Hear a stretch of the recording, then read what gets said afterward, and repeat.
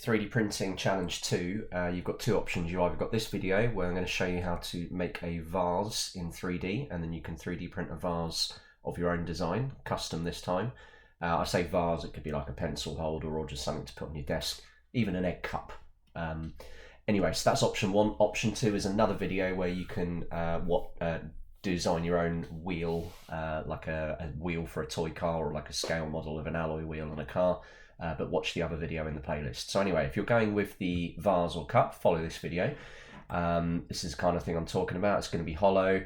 We're going to print it, and we're going to use support material when we print this one, because this will have overhangs and so on. Anyway, you want to start by going File, New. So open SolidWorks and go File, New, and make sure you choose Part. Click OK. First thing you're going to do is go up to Sketch, and you're going to choose the line tool, and then we're going to just click on the front plane, and I want you from the dot here to draw a line horizontally.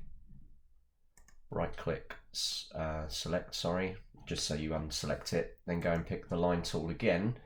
I've just zoomed out a little bit, click on the dot again and draw a vertical line.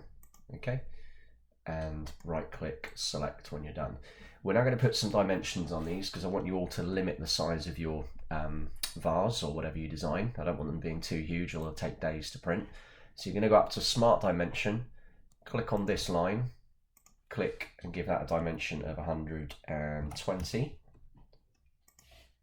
And then you're going to click on this bottom line and give that a smart dimension of 50. And you'll see in a minute it will actually be 100 wide by the time it's done when you see how the Revolve tool works. Okay. Now it's down to you to design your vase, and what you're going to do is design a cross section of the vase. So if you just watch my method and then see what I do after that, and then you can go and do the same yourself and customize it. Now I want my vase to have a flat top, so I'm going to draw a flat line out, and broadly I want you to keep your shape in this area here that I'm doing with my mouse. I don't mind if you go a little bit over, but I don't want it massively wider than this bit at the bottom. I'm going to go to this little drop down arrow here. Sorry, actually, I'm just going to choose that tool called Spline. And Spline allows you to click, if I picked it properly, so click. And every time you click, it will curve the line between the points you've clicked, okay? So you could make something like that. Okay, and when you're done drawing it, if you've done your finished line, you just right click, select. Okay. You can, if you want, if you're using the spline tool, go away and afterwards and drag these little pointers, look and tidy up the curves. I'll let you mess around with that. So you could make a shape like this. I'm going to put a little groove in my vase design here, and actually I don't like this little bit here because it's going to make it very narrow and hard to put pencils in. So I'm going to get my line tool. I'm just going to draw a line through it to chop it off. Right click, select. And I'm also going to get the rectangle tool, and I'm just going to draw a random little rectangle cutting in like that. And you'll see where this goes in a minute. When you're done with the tool, right click, select. And now what I'm going to do is use a very cool tool called Trim Entities. What this will do, if I draw a line, look, by clicking and dragging the mouse, as though I'm using an eraser, and you see what it's doing? It will cut off unwanted parts of my design. So I want this to be a groove. So I'm going to cut that, and that little bit in the middle. There we go. And you can see what that's done. That's made a nice outline. Anyway, when you have an outline, you must make sure that it goes grey, like my picture here. It must form a solid loop. If this isn't grey, it means you've got a gap somewhere. So I'm just going to illustrate that now. If I just delete that line there, can you see it's no longer grey? Sometimes it's possible to have a line that looks like it's nearly joined, like that one, but it isn't actually connected, all right? And until you connect up a full outline, there we go. All right, basically the next step will not work unless you've got this gray filled in color. It has to be a closed loop.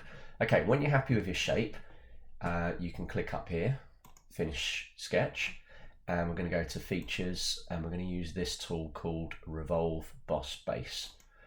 Now what it will do, assuming that was already gray, it's gonna ask you for an axis of revolution. So I'm going to pick that. I'll just do that step again, sorry. So Revolve Base, and what it wants is an axis. It may automatically make this go yellow, but you still have to choose an axis that you're going to revolve this shape around, and it's always going to be this vertical long axis here, this tall upright line, if you like. If you pick that, I don't know if you can see what that's done. It's taken that shape and spun it around this point like it's a pivot. That is how we're going to make a vase. So we click the tick when we're done. Now you can see we've made our 3D shape. I'm just rotating my view around. There's one last thing I want you to do, which is to hollow it out. And we're going to use another tool in SolidWorks to do that. We're going to use shell. So pick shell, and I want you to set this to 2.5, important you do that, millimeters, and click show preview. And then the final thing you do is, well, it's already figured it out, but I'm just going to click the top face. Okay. What that will do is it'll be a bit like scooping ice cream out of a tub. It's going to scoop out all the insides of that shape and just leave 2.5 millimeters thickness around the edge. Okay, click tick when you're done, and there you go. You've hollowed out your shape, and that is it. If you want to go back and play with your shape, you can go back to Revolve until you're happy with it. You can go back to Revolve over here, sketch there, right click on sketch, edit sketch. And now we're back at the drawing, and say you wanted to, I don't know, change the angle on that line there. Make sure you don't end up with any crosses, by the way. If it overlaps like that, it will freak out. So what I said that there, if you do that when you're modifying it, that's bad news. Make sure there's no overlaps.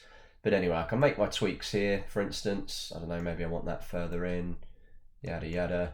Make your changes, and if you click the arrow up there, it will update. So play around with your vase until you're happy with it. When you are happy with it, go File, Save As. Save it as a SolidWorks part somewhere. Remember, you should have made a 3D print files area. So I'm going to call this vase as a SolidWorks file. But then for the 3D printer, you can remember from the last video, Save As, and you need to put it into an STL file. Okay? And then save that as Vase STL. Good, make sure it says STL in the box. I'm not going to click yes as well, don't forget to do that. Okay, that's the end of that video. I'm not going to show you how to load it into CURA and slice it. All I'm going to say is, in that video, it tells you there's an option for support material, which is either a tick on or a tick off. If you've got big overhangs like this, where shapes are hanging over other shapes, you need to turn support material on, otherwise your part will fail. Okay, if you're not sure, check with your teacher and they'll show you how to turn that on when you do the slicing in CURA. Okay, well done.